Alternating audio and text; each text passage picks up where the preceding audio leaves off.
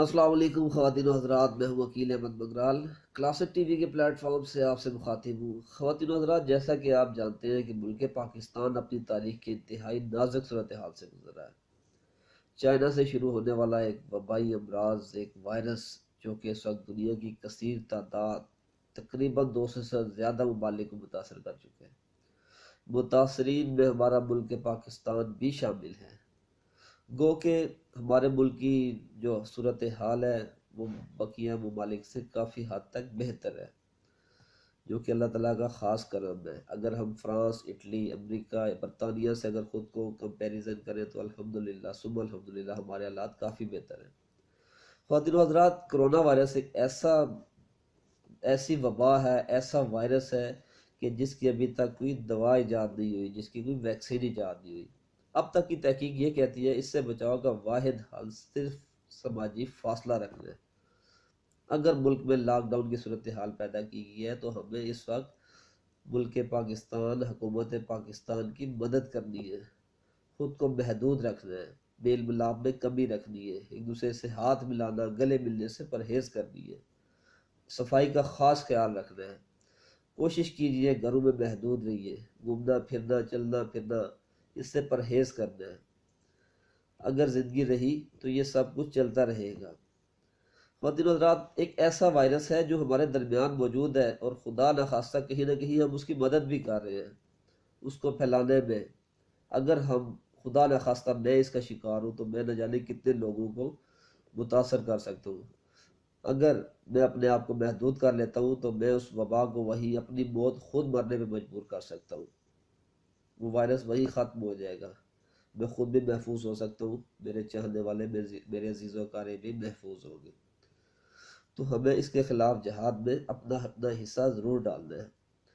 اور اسی وائرس کا ایک دوسرا رخ بھی ہے۔ خواتین و حضرات، ہمارے ملک کی کثیر تعداد مزدور طبقے پر مشتمل ہے، ایسے لوگ جو دہاڑ لگا کر شام کو کھاتے ہیں۔ اگر وہ دن کو دیہڑ نہ لگائیں تو رات کو ان کا چولہا ٹھنڈا رہتا ہے۔ وہ کما کے لائیں گے تو گھر والے کھائیں گے، ان کے بیوی بچے اس انتظار میں ہوتے ہیں کہ ان کا باپ بھائی بیٹا کمانے کے لیے گیا، کما کر لائے گا تو کھائے گا۔ اس مشکل صورتحال لاک ڈاؤن میں ایسا طبقہ انتہائی متاثر ہوا ہے۔ گو کہ حکومت پاکستان نے اعلان کیا ہے کہ ہم ان لوگوں کو فیسلیٹیٹ کریں گے، ان کی مدد کریں گے، مگر اس میں ایک کثیر عمل ہے، ایک لمبا عمل ہے، طویل عمل اس میں ہوگا۔ اس سے پہلے اگر ہم صاحب استطاعت ہیں، صاحب توفیق ہے، اللہ تعالیٰ نے ہمیں اتنا دیا ہے کہ ہم کسی کی تھوڑی بہت مدد کر سکیں تو ضرور کر سکیں، مگر اس کی سفید پوشی کا بھرم رکھتے ہوئے، کیونکہ نیکی کے لیے بارے میں حکم کیا گیا کہ اگر آپ دائیں ہاتھ سے دیں تو بائیں کو پتہ نہ چلے۔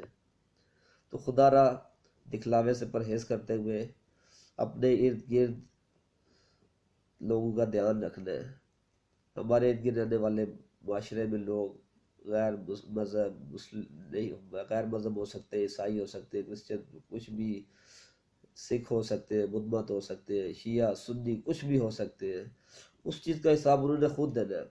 خدا نہ خواستہ اگر وہ بھوک سے مرے یا ان کے بچے بالبلائے بھوک سے تو اس کا حساب ہمیں ضرور دینا پڑے گا۔ ملک پاکستان کی مٹی انتہائی زرخیز ہے، اللہ تعالیٰ نے اسے خدا داد صلاحیتوں سے نوازا ہے۔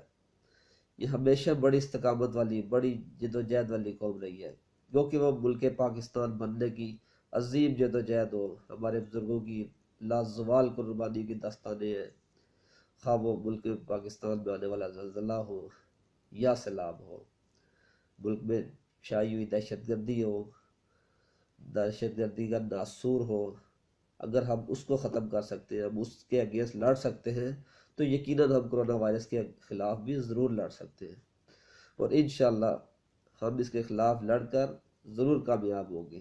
مگر جب تک ہم ایک قوم بن کر نہیں سوچیں گے، محدود نہیں ہوں گے تو محفوظ نہیں ہوں گے۔ اللہ ہم سب کا حامی و ناصر۔ پاکستان زندہ باد۔